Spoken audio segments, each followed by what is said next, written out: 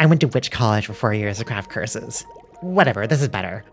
My coven keeps telling me to raise my prices, but that just feels, I don't know, immoral? Keep in mind that these are still curses. Don't take too many. Plus, if you buy from me and I hear that you used it on someone else without their consent, you may find an actual curse when you come back here. Just saying. $20 HRT, that's a pretty good price. Dang, wow. I'd be okay with being cursed like this. I'm paying a lot more to be cursed like this right now. Hi everyone. Happy Pride summer? Pride summer? Pride month too? Well, I guess it's Disability Pride Month. So, yeah. Also, some people call this Wrath Month. Been a little bit since the last trans meme video, but I wanted to start off with an important message and an important comic from a couple months ago from ChloeTransArt. The world's a mess right now. Well, now is an understatement. It's been a mess for a long time. And that's hard. And it's scary. I keep telling myself, stay informed, keep fighting. Don't look away, they want us to run. If we don't fight, we never win. And I don't want to stop. I can't. I want to live. But there's always a point. There's always a wall. Look away when you need. Come back later. It's okay to lay down. It's okay to take a break. It's okay to step back and pull away from things. There's a lot going on in the world, and it sucks, and it's really scary, and it's exhausting. And you might feel very driven to try to be as proactive, to make sure that you are aware of what's going on, and to hold it all, but you can't hold everything all the time. The world is way too big. Exhausting yourself and burning yourself out is not helping anybody. And it's absolutely, first and foremost, not helping you. You don't have to hold everything in. You don't have to try to keep it all together. You can pull away and just lay down and find time to relax. We all do what we can, but part of that is taking care of yourself. That's the most important thing you can do. Disengage when you need to and find times to relax and enjoy things. So let me share some stuff that we can enjoy together. I'm gonna take a photo, okay? Sure, yeah. Here, how do you like it? It's okay. Why are you showing me a selfie with some random girl? Oh, poop, it's me. I'm the random girl. God, my brain is not catching up. Aw, I'm so cute. Dad, I think you'd be happier as a girl. Pfft, come on, every man feels that way. Get over it. What? What? Yeah, there's probably some unresolved and undiscovered things there. That's not a cis person thing to say. Me listening to other trans people and their experiences. Yeah, I've always known, ever since I was a child. Same. I always preferred to play with the girls when I was little. I never fit in with the boys. Yeah, I just wanted to be a dog when I was a kid. I mean, I am furry, so I guess it checks out. Yeah, you know. Everybody has different life experiences, and, I think this is worth saying, actually, that, well, we all try to find ways to justify our identity as we can, right? It's natural to do that, and one of the ways is by, going back in your memory and being like, oh, well, actually, here are signs, here are signs, here are signs. If you had never thought about or considered, your gender identity in this way, that you might be trans, your whole life, up until whatever moment you're at now, even if you're 40 years old, 40, 50, 60, who cares?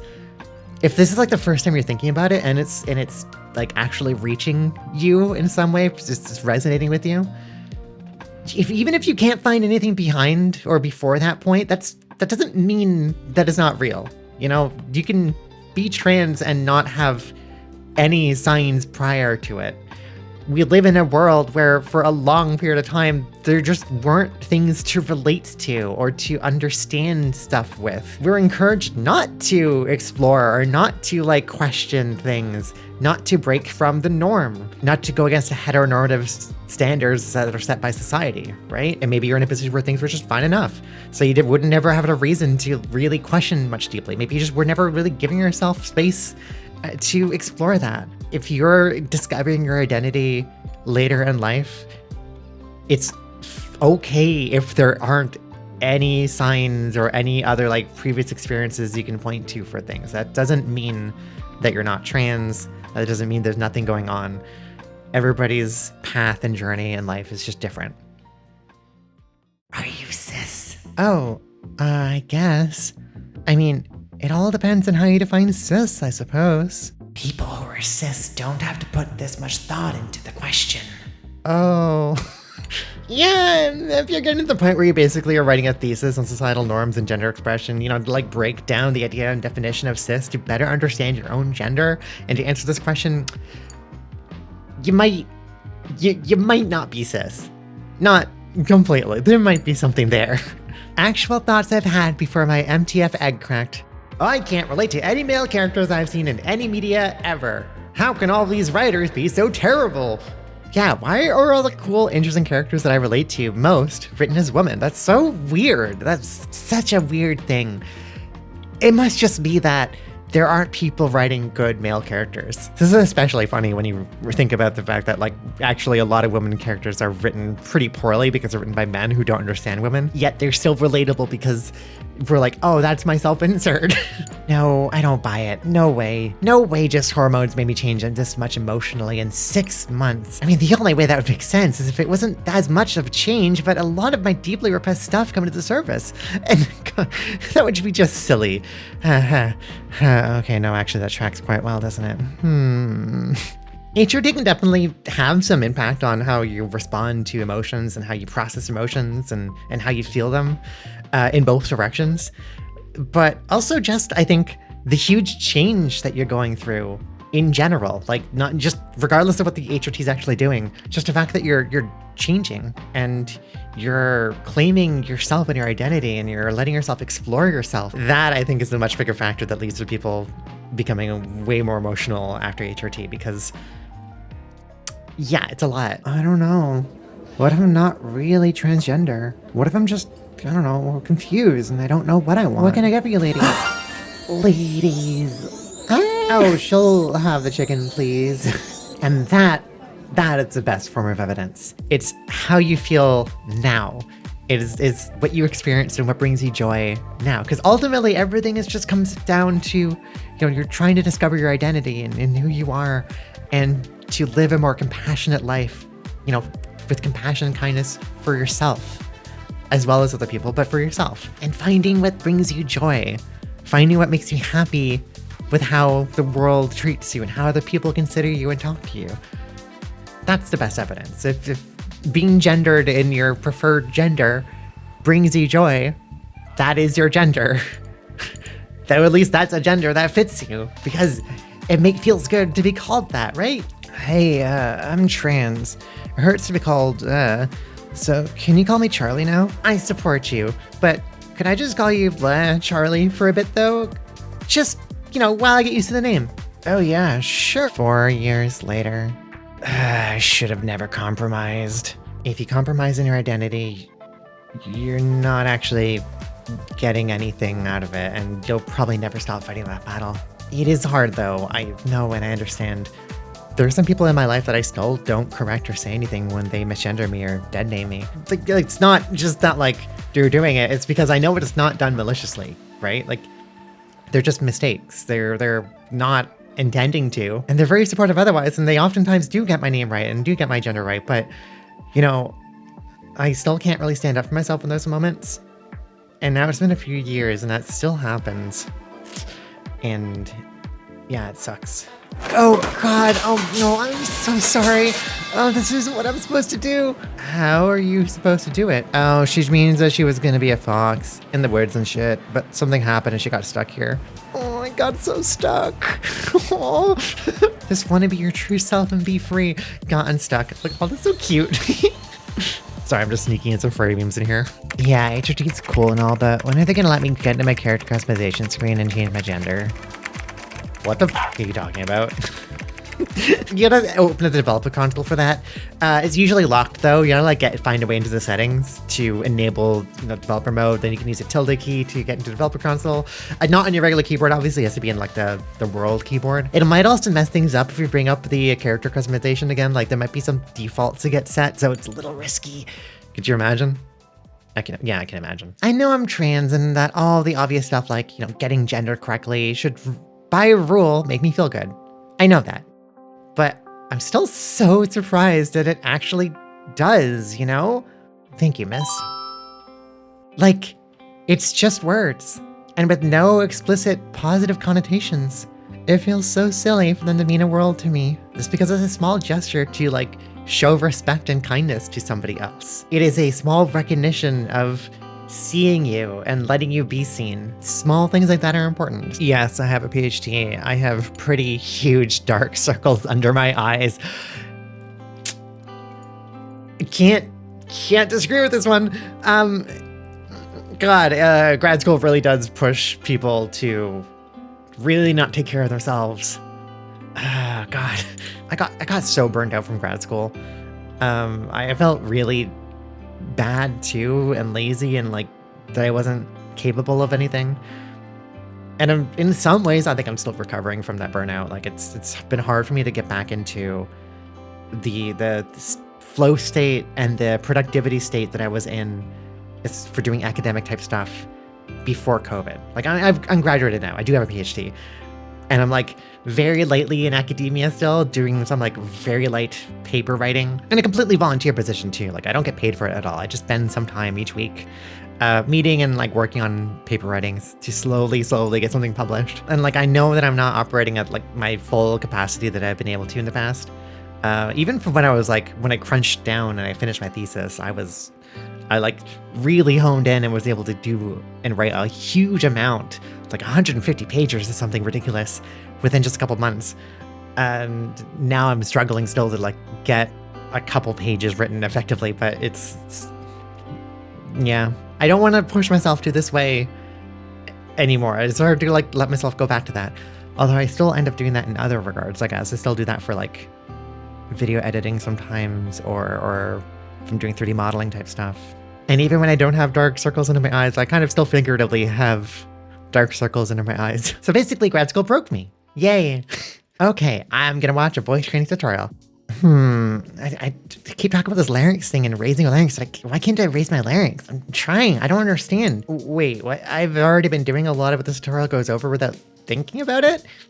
That's what happened to me. I remember looking up like voice training type stuff years ago, many years ago, because I got really interested in this idea that, hey, maybe I wasn't stuck with my voice and maybe I could like learn to do other voices and maybe like raise my voice, because, you know, like vocal impressions are a thing, you know, people do like impressions of different characters and stuff. And then I saw some videos of people doing like a really femme voice, even though they have a really deep voice. And I was like, whoa, that's interesting. And I didn't have any like tutorial things to learn from.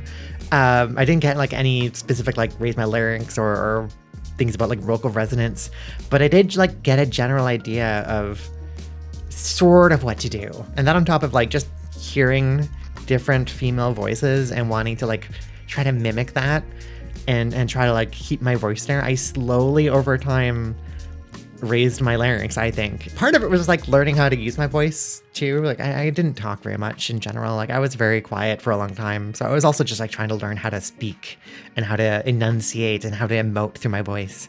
And I latched on to things like trying to speak with a brighter register, especially trying to speak with a lot more emotion, you know? Like I learned about this word prosody like years ago, I think originally in honestly like a music cognition course or a music neuroscience type course. And when that's basically like the musicality in language and speech. It's the rhythm of your speaking. It's you using like different pitch variation and stuff to convey emotion and to communicate through your language. And just through like learning from example of hearing other people speak and hearing other like gendered speaking, stereotypical gender speaking, or just, you know, different examples. It like clicked in my head at some point that introducing more pitch variation and more prosody in my speech would appear or probably be read as more feminine. And so I would do that. And it was also just like I didn't want to speak monotone anymore. I wanted to like actually just convey myself and express myself. And so that was my thing. I was self-teaching, I guess. And after a couple of years, eventually, when I finally came out and I started looking at voice training stuff, and I was realizing like, oh, I know all of this, actually. I understand. I already know what larynx is because of my music neuroscience course, again. And I've already been doing this because I've I just kind of naturally did it. Which now leaves me in this weird place where like, this is just my voice. I don't have a girl voice or a boy voice to drop into. If I try to do a boy voice, it's more fake because I'm like pushing my lyrics down now when I'm not used to doing that. And I'm not really sure how to do that convincingly, I guess. I don't know. But I also can't like easily go higher. I could still use training, honestly, but I'm in this kind of weird mid-range, which is good and bad, I think. I think that the goal for voice training should be to find somewhere where you can sit and stay and speak, and that just be your regular voice, and it not be something you're thinking about and that you're trying to like push yourself to achieve, that it's not like causing any stress or strain. That's just like your natural place to sit that feels the best and that is comfortable. Like, it sucks to have to constantly put energy and effort and conscious attentive thought into controlling your voice to such a precise degree, right? Like, you just want to talk. But I probably could still serve to like learn to control my voice a bit better and get higher if I need to, you know? 4 years ago. Whoa, this guy seems cool. I'm gonna subscribe and see what this dude's all about. Okay, there's a lot of LGBTQ content, which is good because, you know, I'm a lesbian and that totally won't ever change. But, you know, these trans ones are weirdly relatable. I'm not even trans. Actually, I'm kind of jealous of trans people. Really jealous. I'm sure that means nothing. 2 years later. Well, very relatable. Many such stories. You know, you're just on the internet, you're seeing some cool stuff. You see a cool trans flag, you're like, oh, that flag is pretty neat. Wow, I wish I had that flag. And you see some cool memes, and you're like, oh, whoa, these memes are pretty funny.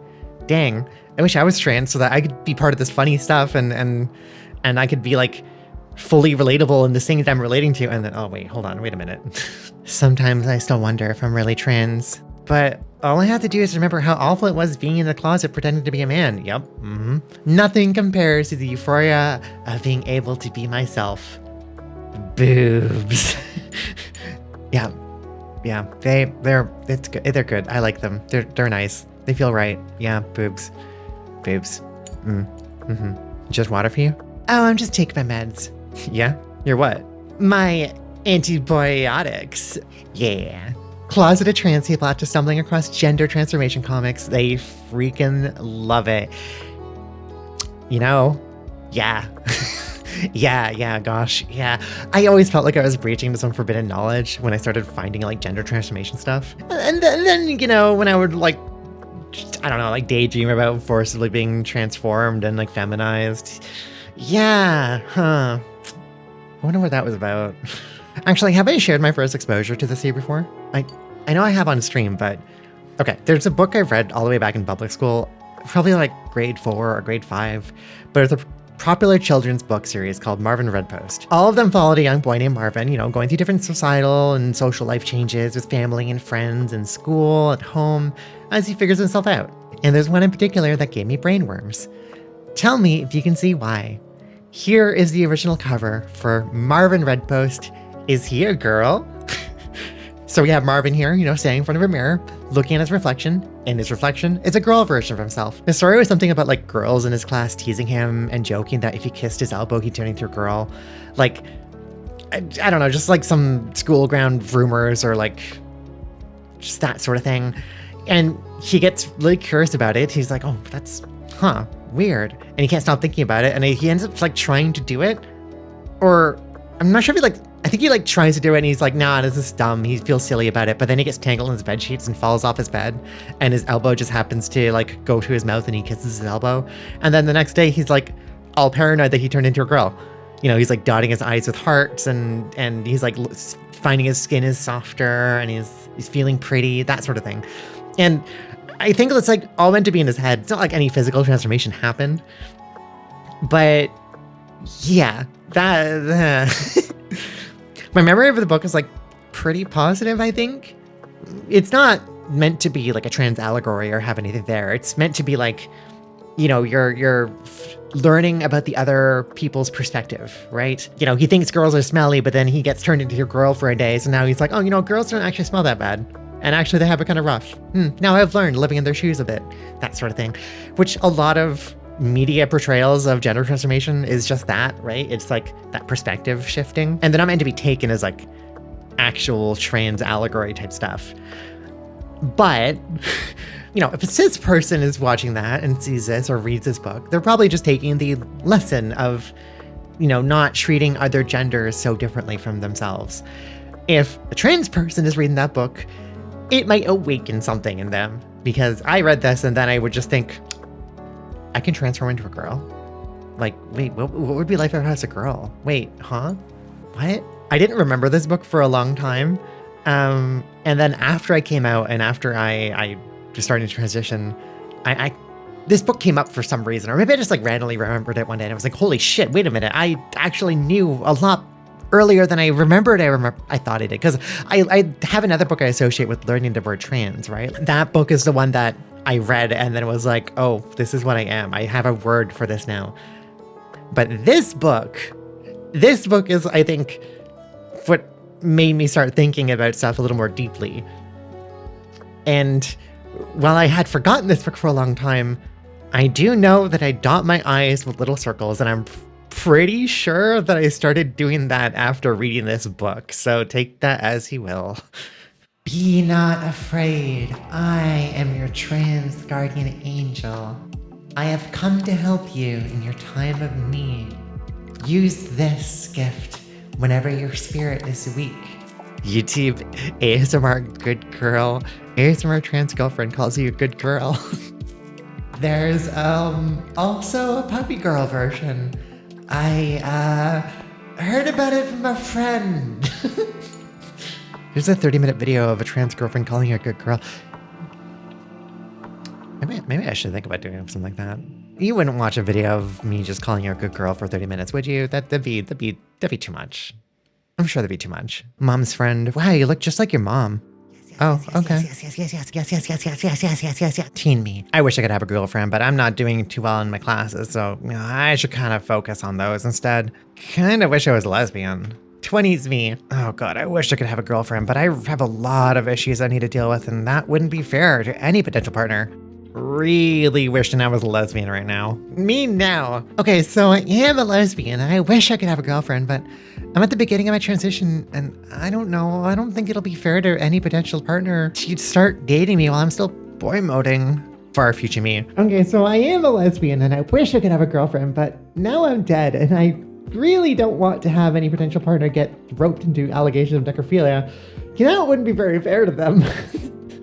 You probably, you could probably have found a girlfriend earlier. You don't have to have everything figured out completely and before getting a girlfriend. I mean, yeah, sure, don't put everything on your partner. Having a partner is not going to solve all your problems. That shouldn't be the point of it. But like, you can also still find somebody that you want to like just experience life with and find joy with and do things with. Be a lesbian with, you know? Oh, cute, an Animal Crossing card for B. I think it's one of those like e-reader ones. Let's see, B's a friendly dog, but she gets down in the dumps whenever someone mistakes her for a boy. She's tried everything from applying makeup to wearing really feminine clothing, but nothing seems to work. Wait a minute. Shit, man, she's so fucking relatable. Headcanon trans. Wait. Is this actually on the Animal Crossing card? Oh my god, this actually is on the text for the e-reader Animal Crossing card from like, or the early 2000s. What? Point of view, you're a trans girl who works at a pet store. Don't do it. Don't you dare. You'll awaken something that cannot be controlled. But there's a collar sale. $4.20 is a pretty good price.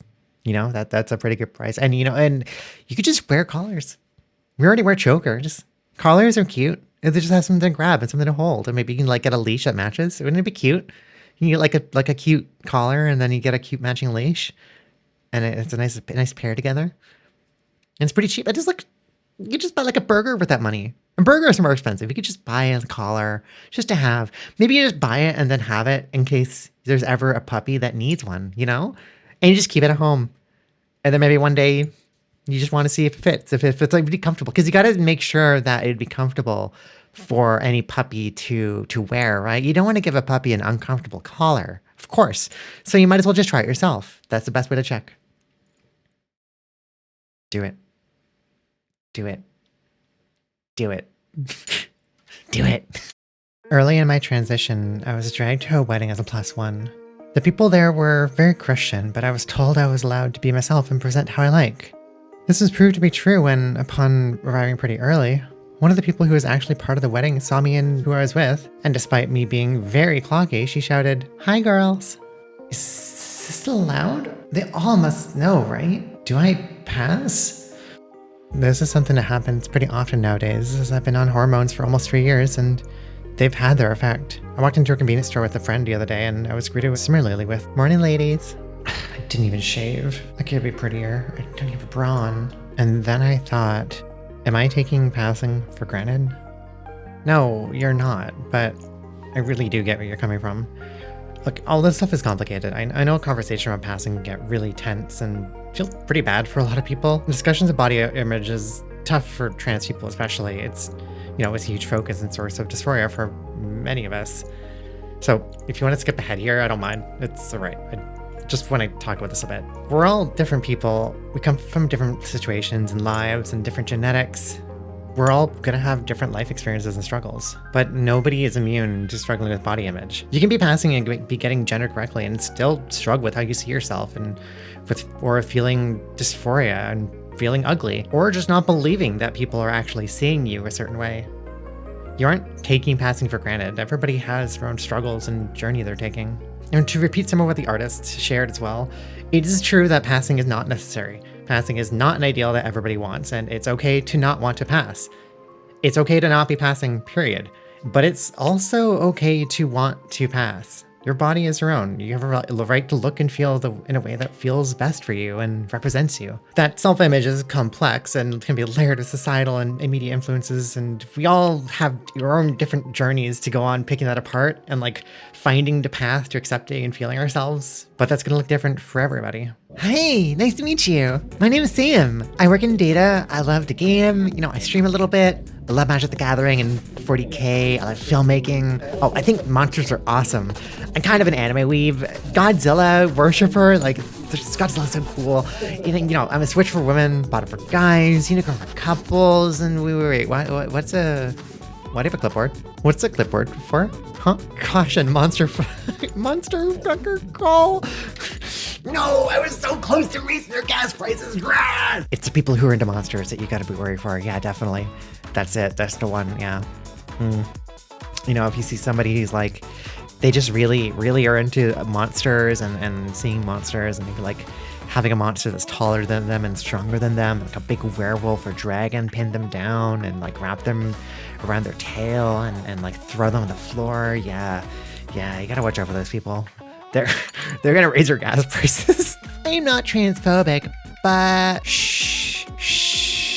Nothing good comes after that, so just shush. I've known I'm trans for 5 years already.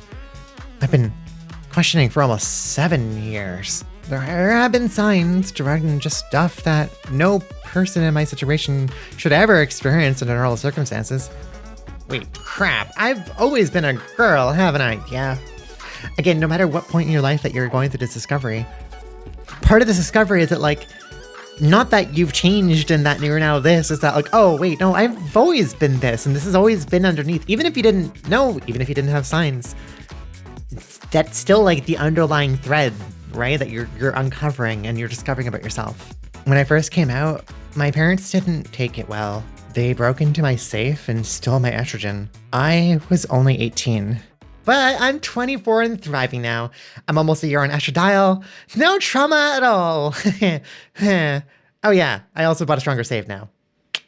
Yeah, I would too after that. Jeez, that's a huge invasion of privacy. What the hell? I'm sorry that happened to you. And congrats on almost reaching a year on estradiol and to the many more that are certainly to come. Sometimes supportive people will ask me, what was it like being a boy before I transitioned? And it's hard to articulate to them that I was always a girl, even if I didn't know it at the time. I wasn't a boy, so I don't know what it's like to be one. What I do know is what it's like to be treated as a defective boy, and that's something different altogether. And even though I now know that those male spaces could never accept me, I'll always bear the scars of being forced into them. So I don't know what it's like to be a boy. I know what it's like to be a girl who was told that she had no choice but to be a boy. This is a concept that didn't really sink in until a bit after transitioning. Like, I hadn't thought of it that way before. I think in part because of internalized transphobia, right? Because you see people, you know, as one of the talking points to try to disprove trans people is be like, oh, well, you know, you can't really be transitioning because you were already socialized as a boy and yada yada, that kind of thing. Yeah, no, that's not really how it works. And ultimately, yeah, I don't know what it's like to be a boy. I know what it's like to be forced to be a boy and it not really match up with me. Like, I was always very not fitting in, but not fitting in different ways, right? And having my identity competing with like male expectations or male social expectations, having that be a huge point of conflict. And everything I would do and think about myself would be weighing this in some way of like, is this masculine enough? Are people going to think I'm too feminine? And trying to find this like middle ground I could sit in where I wouldn't be compromising on myself too much to be too masculine in a way that made me unhappy, but still claim some amount of femininity without letting myself also accept that that's what I was doing, right? It's complicated. Well, that's all I've got today. Thanks so much for watching. I know I didn't have an intermission this time around, so here's some fan art that we've gotten since the last video, which was, what, like 6 or 7 months ago now? Huge thank you to all of our patrons, our YouTube members, people who subscribe on Twitch, especially our tier 3s, just anybody who's been supporting us. It's been a year so far. Just to give a little bit of an update, I was not streaming as much last month or two. I needed to pull back and kind of focus more in real life stuff for a little bit and try to figure some stuff out. Also, the end of June got really busy. I was volunteering, actually, and then it was really hot, and then it was TennoCon. TennoCon was really cool, but yeah, it's been kind of packed. Actually, if anybody watched the TennoCon concert and the cosplay contest right beforehand, here's a picture I got with the really cool Yoreli cosplayer. Yeah. All right. Take care of yourselves, everyone. Bye.